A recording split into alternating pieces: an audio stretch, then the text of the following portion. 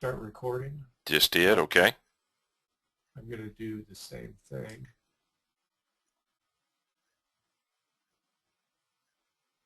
Waiting on that, and then okay, that's recording now. So I'm going to go ahead and start the broadcast. The broadcast is now starting. All attendees are in listen-only mode. Well, Stephen, looks like you're the only one here so far. We'll wait a few minutes before we start. Hope you're doing well. I can't recall, do you have a microphone or not? We could unmute you if you have any questions or anything you want to talk about before we get started. He has a microphone, I think. Okay. So go ahead, Stephen. I've got you unmuted now, so if you have anything you want to say, how do you think this is going so far for you? This is going very well. I'm learning a lot.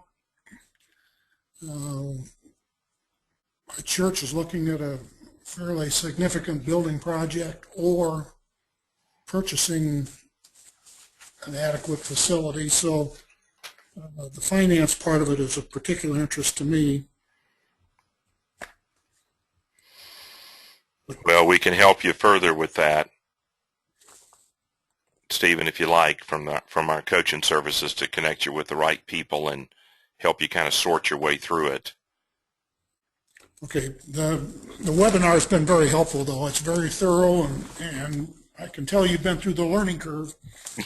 Yes, I have the bruises and the scars to prove it from going through this over and over and over again. And just when you think you've got it all sewn up and you know everything that's going to hit you, something new comes flying in and catches you unaware. But yeah, I've watched enough of my friends and clients and folks who should have been our clients fail, the start and stumble, stop business, that we felt like we had to put this into webinar form to try and reach out to more pastors and more churches. It's very well done, Marshall. This is it's always best to learn from someone else's experience, and you're doing a good job of that. So Well, thank you. For doing this. Well, thank you for being a guinea pig. Okay, I appreciate that because it gives me all I needed was just a couple of guys to give me feedback for us to begin perfecting this, so that it helps you. And this first 4-part series is the first of what we think will be a dozen to 18 separate 1 hour. Because, for instance, to drill down into the finances to help you look at all your options is going to take myself and a couple of other finance guys to really give you the information you need so you know what you're doing.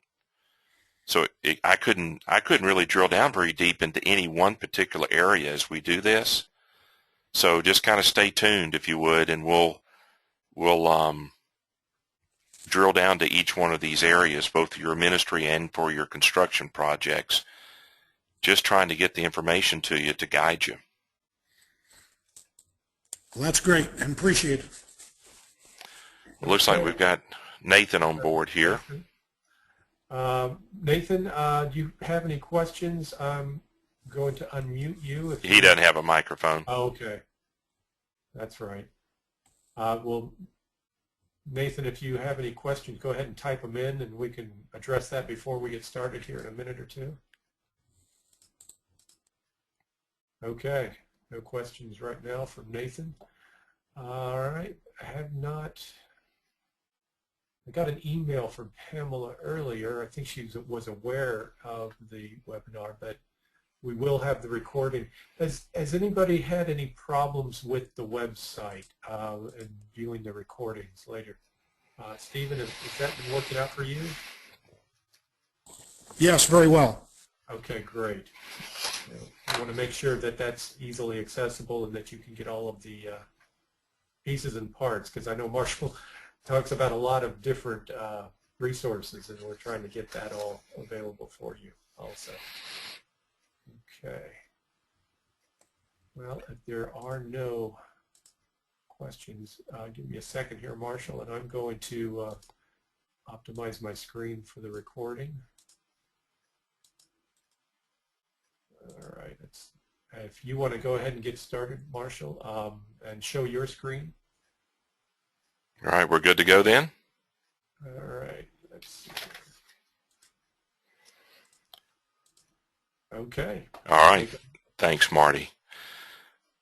Well, welcome, folks. We're glad you're joining us for part 4 of Preparing to Build. Today we're going to talk about design and construction and some about facility management to help you take care of what you've built.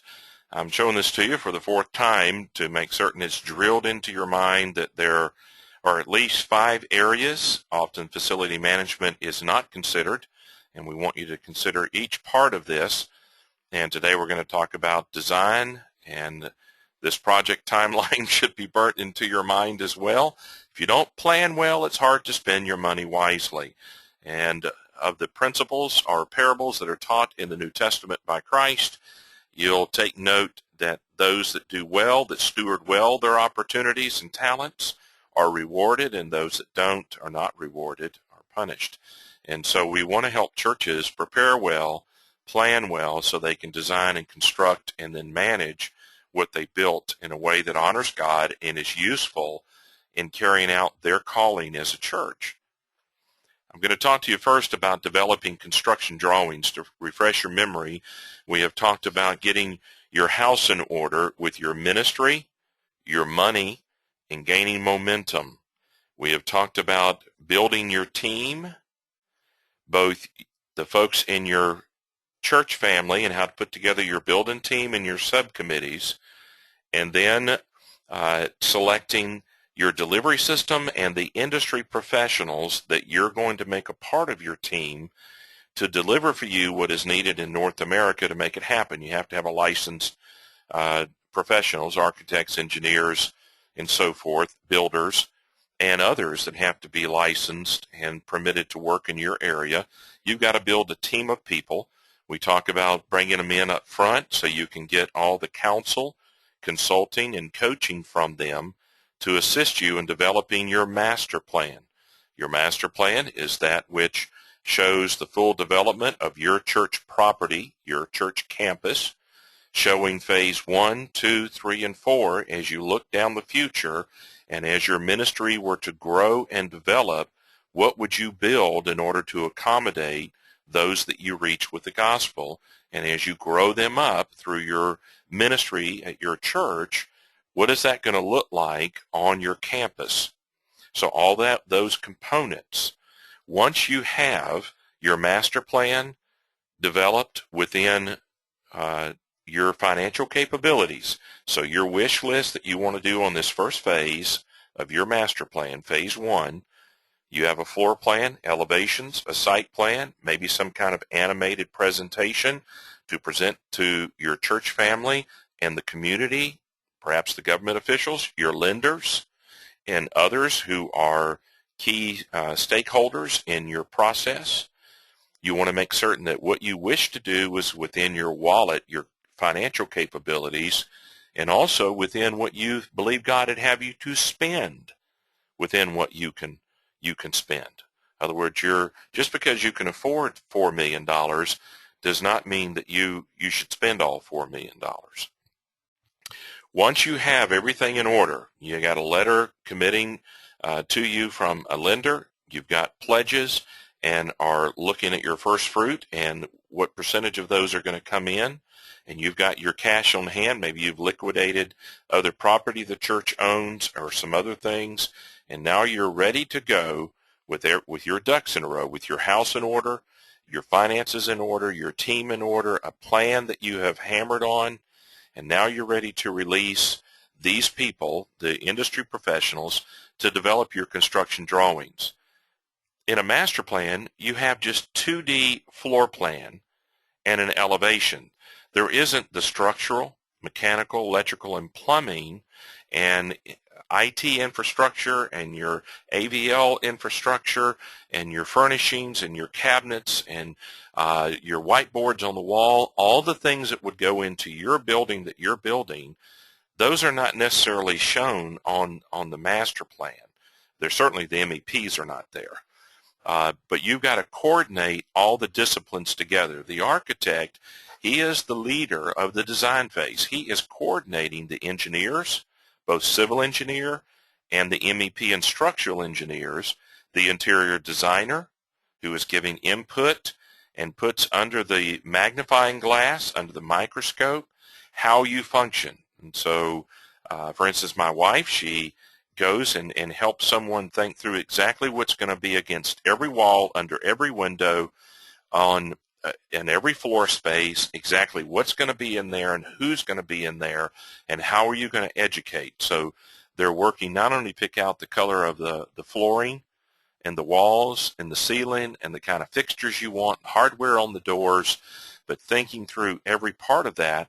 You've got to coordinate all these disciplines: furnitures, fixtures, equipment, and extras.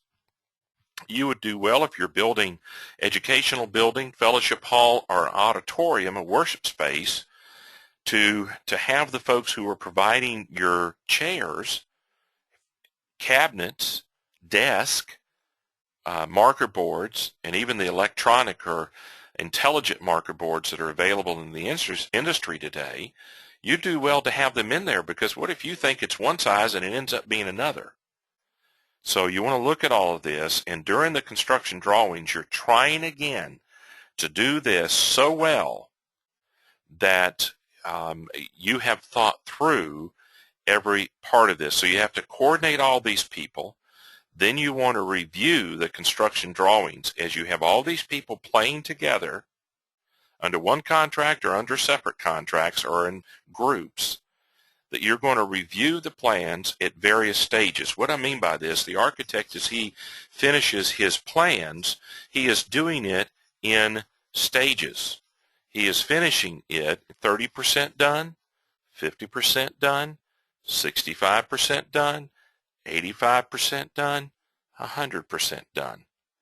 And as you go through each one of these stages, as he develops your construction drawings, he is emailing or bringing these to you for your review, because you're going to save money, ministry, and heartache, momentum. Just remember, you're going to save ministry, money, and momentum by reviewing those plans in depth as they are developed, because it's cheaper to catch them during the master plan phase. Then the next gateway you have to save money is during the review of the drawings as they are developed in their entirety. You should have multiple opportunities to catch things. Think of it this way: proofreading a document, and you want multiple fresh eyes to look at the document, because humanity is fallible. And once you get your eyes get set in a way of seeing something, you don't see the flaws in it anymore. Having a fresh set of eyes, all eyes on deck, means that you are proofreading your construction drawings. The industry professionals should be doing this with the builder and the engineers and all the people we listed a moment ago, all of them looking at the plans. You're coordinating all of them with this, all eyes on deck. And so what you're seeking to do is you want to remove mistakes, aberrations, conflicts. You want to identify areas that aren't designed so that it will accommodate your function. But when it comes to change orders, a change order is done during construction, and they come from one of three sources.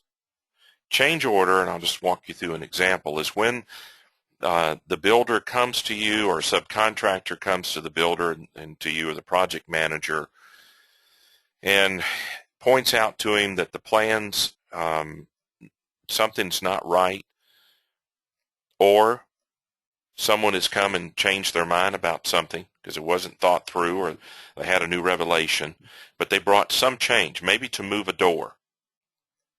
And there's a cost for doing that once you've already contracted. You're under contract with the builder and others to build this building. If you go to make changes in it, you've changed the contract and it's added to the cost of the building. We want to help you not spend 10% more money or 30% more money, but some unreasonable amount above your contract because you did not review the plans and think through every detail of your ministry. All eyes on deck means that the technicians, the builder, the engineers, the architects are looking for technical flaws. The three sources of change orders come from the government, the local building authorities. You say, well, does that happen? Yes, it does.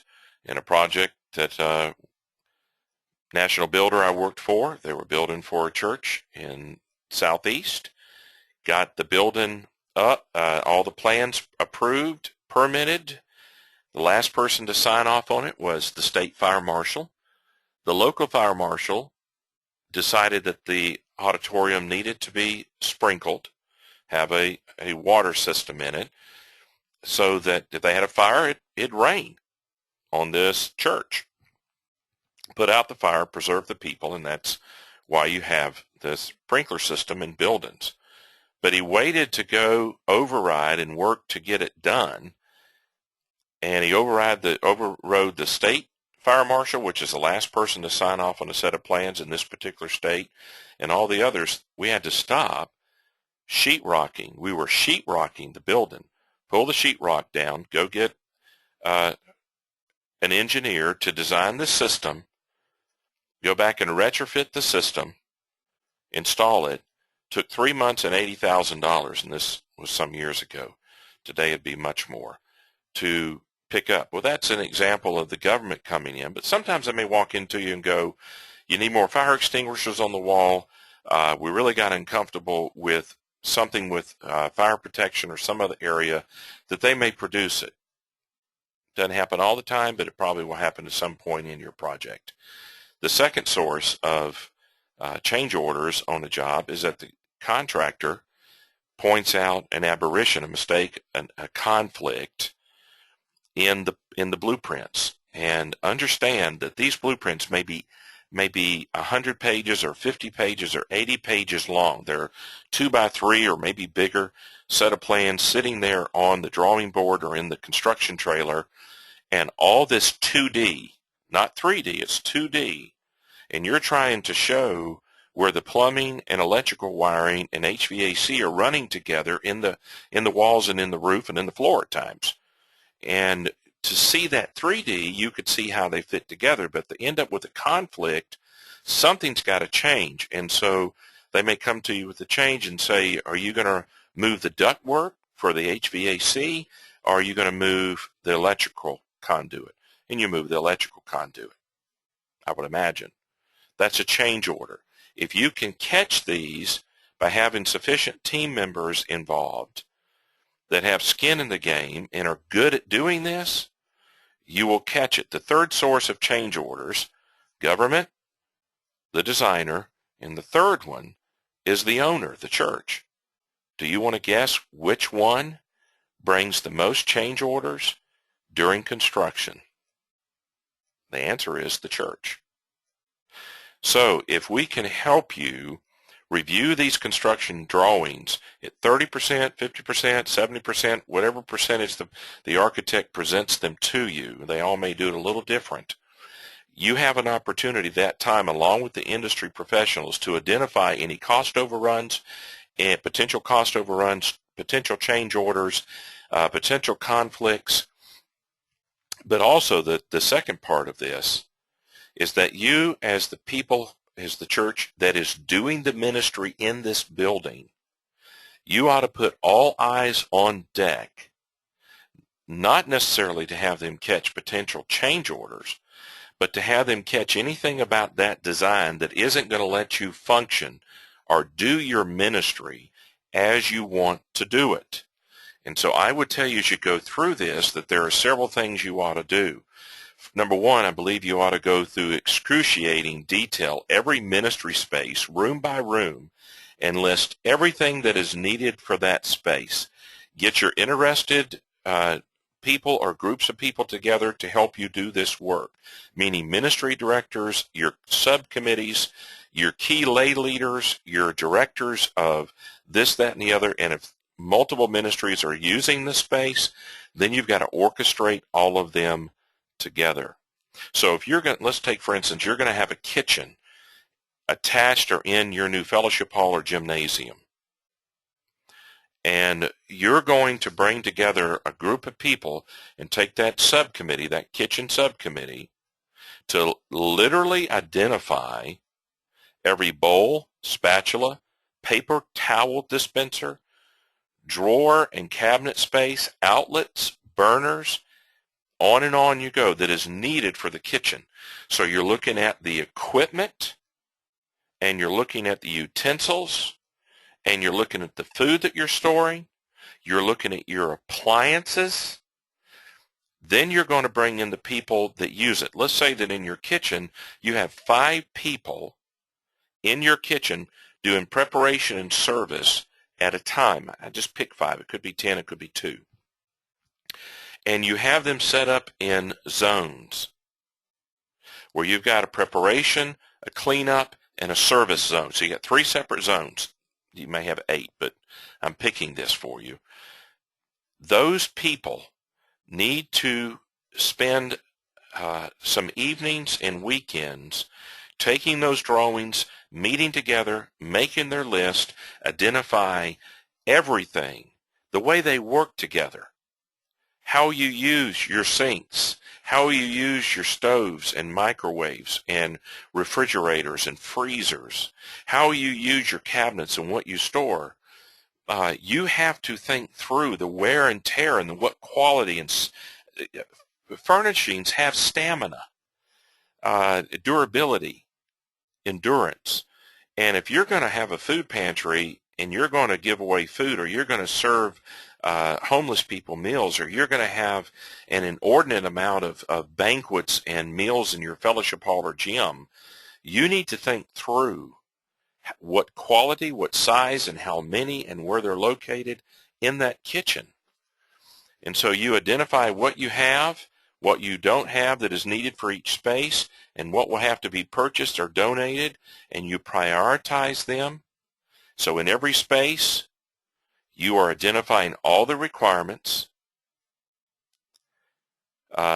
You're thinking also about this: lighting, power receptacles, HVAC thermostats, telephones, computers, network access, security systems, and so on. Those things should pop up on the list that your subcommittees are giving you. They should pop up maybe multiple times from the people, because what you're trying to do is think of everything to the minute detail that you're going to do in every square inch of the facility. And you say, Marshall, that's a lot of work. Yes, it is a lot of work. But failure to put in the time on the front end leaves you having exasperated workers on the back end of this, and maybe having to spend money or trying to find some solution to fix it because you didn't do your homework and put in the excruciating effort and time and sweat to come up with a thoroughly well-designed area. So I picked kitchen. We could have picked nursery, or your children's area, or your foyer, or your stage and your worship, or your each individual classroom, or your administration area, or your banquet area or fellowship area. All these different areas. You go to your parking area. One concept that I have thoroughly liked through the years is to try and wrap the parking around your facilities with multiple drop-offs, entrances and exits, and dispersing the people in letting them get off the property in more than one driveway. I was in a church. They had 4,000 people in the service and one driveway to get in and out of that. 1,000 cars, 2,000 cars. and there was one street, traffic going one way, 2 lanes, coming and going, and they had multiple services. Well, the cars lined up forever trying to get out. And if you can not do that and let people get in and out multiple ways and parking on the side of the building that is best suits them at their ages and so forth for their needs and ministry and children and so forth, then it helps with your traffic, even thinking through that. So have your parking lot attendants and your guest services heavily involved in how this is going to work. Because I've been on properties where there were blind spots with the driving, and you're just setting yourself up for a tragedy. So don't. Think through every part of your building, and you're looking not only to save money, but ministry and momentum as you do this. Cost estimating by industry professionals. Let me say to you that having people that build churches, the kind of church you're building, and have done that over and over again, that know what it's going to cost beyond just their software to estimate takeoffs of what is that stud going to cost, what is this door going to cost, what is the sheetrock going to cost, and they do that. But to have guys who understand the industry and give you a good cost estimate at your master plan stage, and they review the budgeting as the percentages of the work is done, 30%, 50%, back to that again.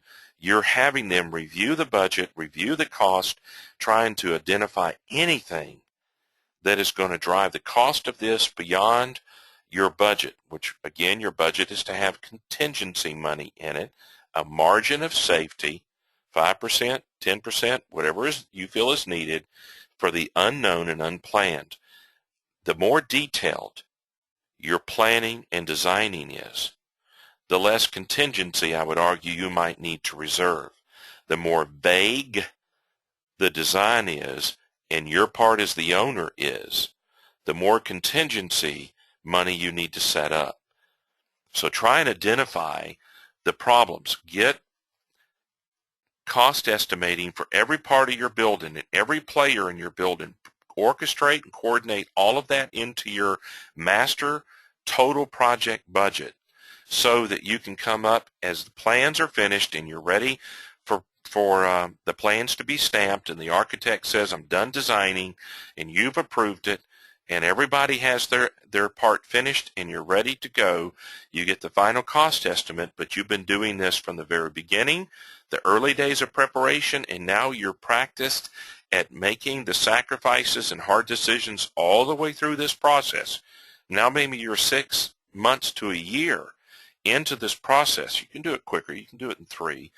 We haven't talked about how, but perhaps later to help you do this. The point is, you've gotten very accustomed to going back and doing this over and over again so that you have a final cost estimate, and it's within budget. And now if you're putting it out to bid to general contractors, or you've selected one contractor or construction manager, everything is good to go. You're getting those final cost estimates in. Boy, you're looking good. And so you're going to move into construction. And so in the construction oversight, let's say that you've put it out to bid to 3 hand-selected. So you've vetted the general contractors. They're going to give you a bid. You've opened the bids, that you've permitted the plans, and now you're going to go through the bidding process. The permitting is done in a couple of stages here. Normally, there are 50 states, they all in their different areas of those states, county and cities, might do it a little different. But your architect should submit those for permitting, and often the builder that has been selected, chosen through the bidding process, goes and pulls the permit from the county or city building authorities, and he's gone through that process, and now it's been activated that the GC. So now the local building authorities, they understand that this guy has won the bids, and he's going to mobilize to start construction. And so he is going to bring his construction trailer. He is going to bring a utility line. He's going to set up phones and internet access. He is going to put the porta-johns and the dumpster on the property. He is going to go through all the necessary legal aspects and insurance. He is going to put everything there so that you got a project manager who is on site, or foreman. If you do it that way, a regular GC would have a foreman and a project manager overseeing 4 or 5 of these in their regional or home office. So your foreman is on site, and he is there, and the first thing they're going to do is have to get the ground ready to put the building on it. So they're doing site work, and then they're going to begin dealing with the structure. Your contract probably has an allowance for poor weather, where it's raining cats and dogs, or snowing, or something else is coming, and it keeps the ground so wet they can't get the footings poured and be able to put the walls up and the roof on. And so they're going through the permitting with the local building authorities, the bidding process with the contractors, however, whatever delivery system we talked about, those traditional, which is design it, bid it, build it, or design build, which is the players, architect and builder in the same company, usually. Most of the time I believe it's builder driven, or construction management, where the company is managing the construction, so the foreman may be called a project manager, so he is overseeing that project, and all the contracts are with the owner and the subcontractors. You're going through the mobilization of moving everything onto your campus, and then they'll start the site work, get the footings poured, begin to put the walls up. They've run all their site work. All the utilities are underneath the concrete. It used to be on a slab. Doesn't have to be that way, but you've got it on a slab, and they're going to go through. As you finish the building, you're going to have a punch list. If you've ever built a home or been around that, you'll know what I'm talking about, where you're going through and looking at everything you're doing and finding fault or flaws or things that aren't quite finished. And again, you've got fresh set of eyes going through and looking at the building. You've retained part of the payment until everything is punched out, ready to go. Then you may move in and bringing all the furniture in and all your stuff in. If you're relocating to new property, which I've done twice as a senior pastor, boy, you've got a work detail in itself to move. First time we moved to 3 acres, second time we moved to over 37 acres, and there's just a lot of work that goes in to moving a whole, think of moving your family, and you've been in the same location for 20 years. Well, now think of moving a church that's been in the same location for 10 or 15 years. All that stuff, everything that is stored, and you're going to move it onto the new property. I would tell you to do test runs. Before you have your building dedication, do your test runs. Run your sound system. Run your facilities, your restrooms. Which, by the way, let me go back to this. I think I talked about this in session 3, part 3. With the restrooms, you've got to decide philosophically how you want to design your restrooms and what you're going to do in them. When I say what you're going to do in them, we know everyone goes to use the facilities. I'm talking about in the ladies' restroom, where you're going to have a sitting area that is separate from the toilets and the laboratories and the sinks. Are you going to have a janitor's closet that is separate from some other place that a lady can go in there and clean in between services? Are you going to have a bride's room that is connected to the ladies' restroom, or a changing area for weddings, and all these different things? But whatever you do, I really want to strongly reiterate, do not make the women's restroom the same size as the men's. I've been to church after church after church for 30 years, visiting, preaching, helping with their solve problems in their facilities, and my wife and I stand and look between Sunday school and church, or between services Sunday morning, and had the women literally lined out the door 10, 15 deep, and I am not kidding you. And the men walk right in, take care of why they went in there, wash their hands, out they go with their little boys and their dads and, and so forth. Get the ladies in your church involved and talking to you. And you say, well, it's going to cost more money. Yes, it is. But that's just ministry. That's just life. Find a way to make that a priority. When it comes to security with your children's ministry or everyone, think about it. Maybe you have zones or suites. You have a children's suite, a preschool suite, where your newborns through 3 years old, before they start K4, and you've got an area that is secure. Check in and check out. When we relocated the second time, we used a public school, 17 classrooms, the gymnasium, their cafeteria we used as our worship area, the administration zone. We used all of that, but we had security guards on this public school property that rotated in and out, so they might have served once every 6 weeks. And we had 4 services on Sunday, so we were running people in and out. But you're doing this, that you have security. You have processes set up to know what you're going to do if someone has an allergic reaction or a child has a difficulty. And you've got to think through security. You've got to think through you're having the service, and you've got a child who has a need. Maybe it's being unruly, but maybe it's a health need. How are you going to get a hold of that mom and dad? All of these different infrastructures ought to be planned out as to what you're comfortable with or you believe you ought to do by your value systems and your priorities. All of this ought to be test runs before you have the dedication of that building, so that everything has been tested and run and true and has worked out the kinks in it. Then have your overflow dedication service where all your dignitaries come to your service. Both you may be inviting police chiefs and fire chiefs and mayor and county and city council members and others in, and maybe major donors who came and helped you that were outside your church family. Just let your mind run with this. And you want it to everything to work right. So I wouldn't do it on the first Sunday you're in the building, is my point. You might run it for 4 Sundays and then have your dedication. Let me stop for a moment and interject something else that we didn't give to you prior to now, and that is publicity.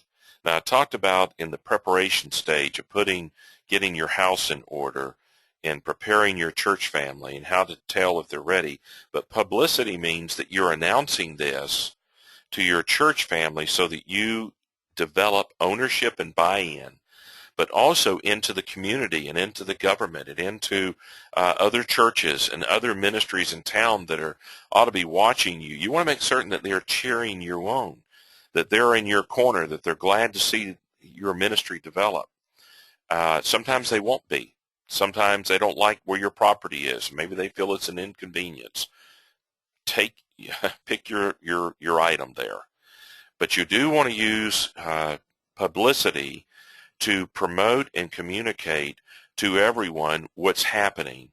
And part of your website, the social media that you use, your physical newsletters you send out, the personal visits that you make, everything helping people understand your vision, your mission, and what you hope to accomplish in and with and on your property and in your buildings, and how it's going to benefit and be a blessing to everybody who you come in contact with.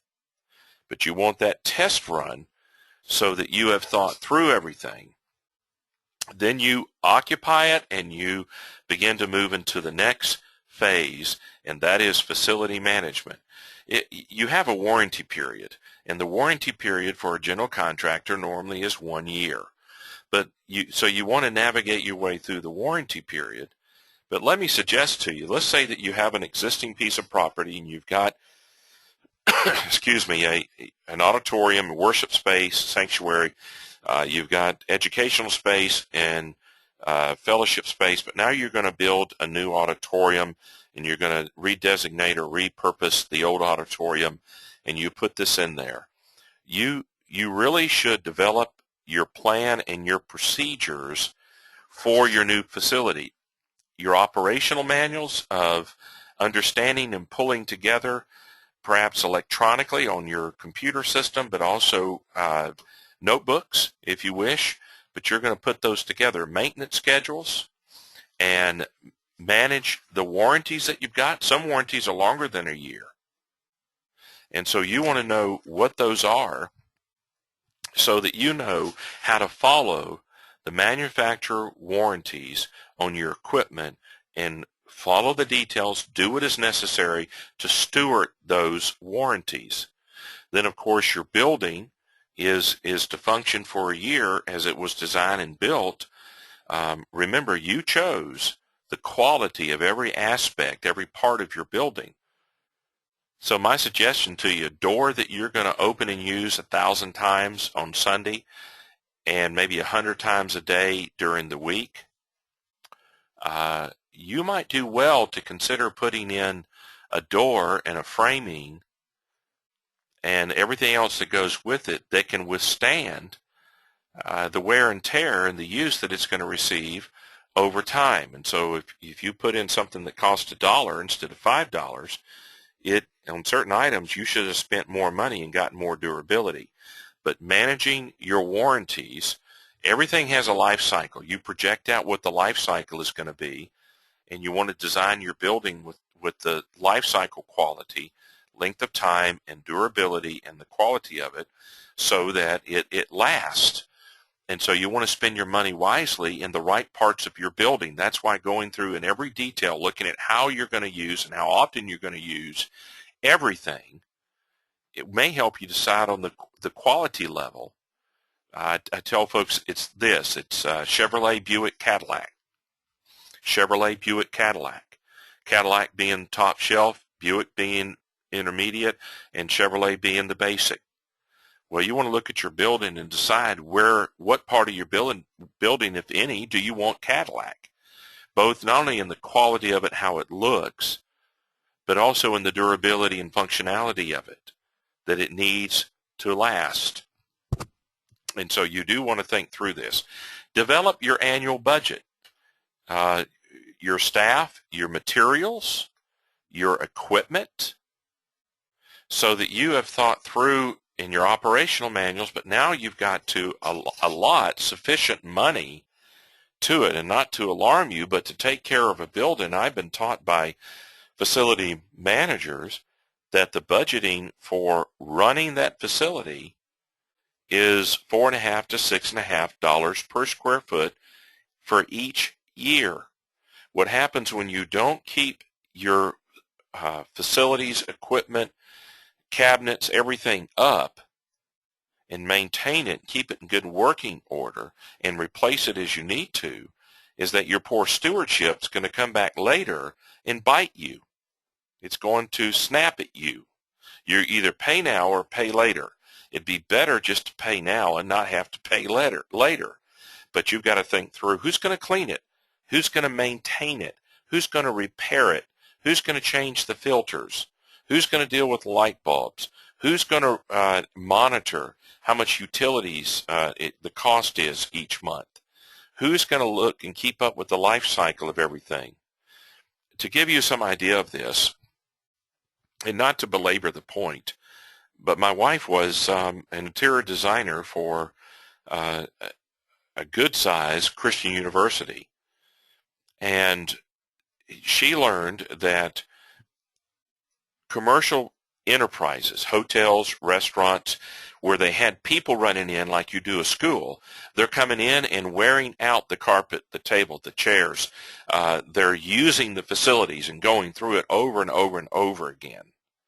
That because of the wear and tear, every 3 to 7 years, they completely refreshed, refurbished, replaced, renovated their facilities, because everything gets worn out as it is used.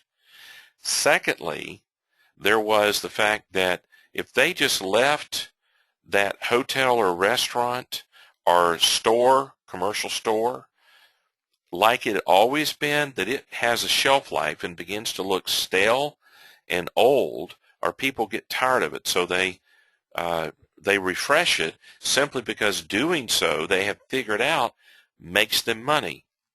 Guess what? Churches put something in and plan never to change it. it may wear out earlier than it should have, but they don't think about, you know what, we've had the same platform, the same foyer, and the same equipment for 2 generations. And it's hurting your effectiveness at reaching your community because they're coming in and it's looked the same. Consider allowing and allotting funds in your ministry, in your budget, to staff as you need to replace and upgrade materials and equipment, and prioritize it as a stewardship thing that you ought to do. You ought to develop your staff, recruit your managers and your technicians. And you'll have to study how to put this team together. So you may have a guy, if you have a big enough facilities, one of my friends is he's a cabinet member at a Christian college, and his job is to completely manage all their facilities, and they have to tie together their ministry as an educational institution with their facilities. It's all pushed together, and you have to manage all of these things. But he has to recruit the people who are going to manage under him and the technicians who are going to clean and maintain and repair. Then you have to think, as the school or a church in your case maybe grows, what does that look like in your long-term strategic plan? And long-term today would probably be 3 to 5 years out. And the average strategic planning is 1 to 2 years out because of the massive amount of change that is happening in our world. But you've got to recruit them. You've got to train your staff. For goodness sakes, for crying out loud, as my dad would say, don't just hand them a manual and expect them to do it. Reinforce it with instruction, verbal instruction. Show them how to do it, because you're going to have staff who are not only paid staff, but volunteer staff, depending upon whether you have a small, medium, or large, or a mega church, that you've got to train them and then release them to do their work. And so you then have to monitor them, and I did not put this on the overhead or in the PowerPoint for you to see it, but you've got to go back and monitor, measure how all this is going, both your ministry with your people and your programs and your processes and your yearly and quarterly and biannually and bi-monthly activities, all the part of your ministry design, your church, your congregation, your community, everything you're doing, and your facilities with all the fixtures, furnishings, and equipment and extra things that you're doing that we have available today. You've got to manage all of this together. There is a requirement in Scripture that we be faithful stewards, meaning that we do the job and that we carry out our work and that we steward it to the best of our abilities, so that you don't have snafus, so that you don't fail, so that you don't be judged later as you stand before the Lord as one who was not found, well done, thou good and faithful servant. And so taking care of your facilities is important to your money. It is certainly important to your momentum as a ministry, and it's important to your ministry. Let me hit on another area as we talk about this. Do you have a game plan both for your ministry design and for your campus? A long-term vision and strategic plan for your ministry.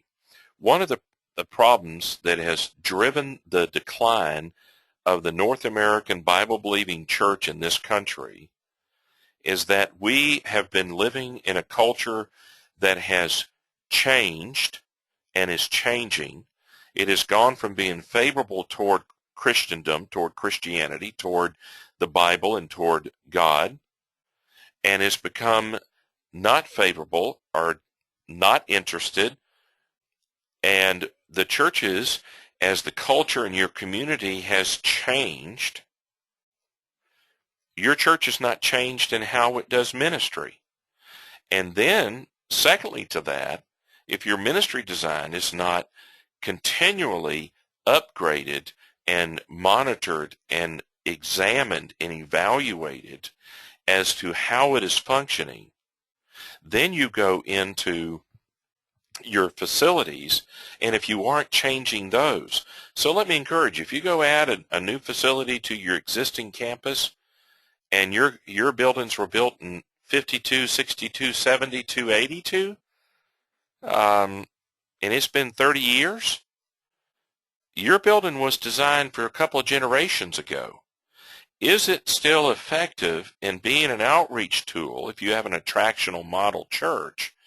Is it helping you reach them? Are you effectively, is your building helping you or hindering you? It's not a crazy idea for you to go back and look at your landscaping and the facade of your facility and plan to update it. It's not wrong for you to go back and look at the small postage stamp size foyer that you have and add on to that building or rip out some walls and make a large area, because today you realize that disciple making, a lot goes on outside of your worship service. For me, when I was a senior pastor, I got as much done outside of the worship space as I almost did inside the worship space. You're the master of your ministry, and how you individually go about making disciples, make certain that your function, your ministry design, your value system, your mission and vision, and your strategic plan, that your campus is working with you and that it is helping you. I'm afraid, I don't know what percentage, my guess is over 90% of our churches here in North America, their facilities are hindering, not helping, not facilitating, not benefiting their ministries. They're having to work around old, archaic, outdated facilities, buildings, and equipment. And you say, well, we just don't have the money. Then work on a plan and do what you can, but address it. Facility management is an entire ministry in itself, and you need to follow a plan that you have created and procedures and trained your people so that you can steward those facilities. Think back to the parables. Those who were faithful were entrusted with more. Those that were not had what they had taken away. Be a good facility manager. Train your people. Think about this area. It will help you then have to go through this process again so that you build again. Every 3 years where I was a senior pastor, we had a new building project because we continued to grow. The Lord did that in spite of me, not because of me. But in doing that, we were constantly having to go through this and prepping up. It may take you 2 years to get ready through the preparation and planning to get ready to break ground. It could take you 3 years. This is something that ought to be a part of your ministry design, your strategic planning, and your facility. And by all means, show your people the science model of your church, that here are the changes that normally happen as you grow from a small to medium to large church, and communicate to them and help their expectations and understanding of what that's going to mean for your facility and money and ministry and the momentum of your church, so that they're not shocked and surprised that all of a sudden they need to raise X number of dollars to get this new building that suddenly you need. You ought to be monitoring this all the time and not wait until you're 95% full to contact industry professionals to solve your space problems. You want to be doing that back when you're 50% full and forecast out what's going to happen so that you're not caught off guard, and then educate your people so they understand and know where this is going. And people who could buy into and take ownership of your vision and mission can give themselves wholeheartedly to what you're doing and know that they plan to sacrificially invest themselves in your ministry and in your facilities to reach more people with the gospel. Well, thank you for giving yourself to this hour and to the other 3 hours that we spent going through the preparation, planning, design, construction, and facility management of your facilities. And it's my hope and prayer the Lord will bless your efforts as you use this information. And I would encourage you to stay tuned over the weeks and months as we add to this in dealing with facility management. In each one of these areas of preparation and planning, we'll drill down. For instance, one needed area is you're developing your teams. Another is how to pay for it. Regularly, pastors say, how do we pay for it? Associated with this, as you buy this four-part phase on construction, is a free bonus webinar by Alan Wiles with Generis, their capital stewardship consultants. He did one on a generosity plan. Do you have one? So we spent an hour talking about it. It's there to help you set the foundation for your building program when it comes. There's not a pastor that I've ever talked to, and myself included, that did not have a desire to see more people invest themselves, time, talent, and treasures into their particular ministry. A generosity plan is foundational to a capital stewardship plan. Address that before you go to address your capital campaign. It means you need to get your house in order and be thinking of this. These kind of things we're going to drill down into more and more to give you the information and the documentation that you will need to safely navigate your way through your new construction project or your renovation project, or maybe you're leasing and building out a big box warehouse. Thank you for attending. Hope to see you again. All right, folks, thank you so much for attending here. Marty, you want to ask if there's questions? Yes.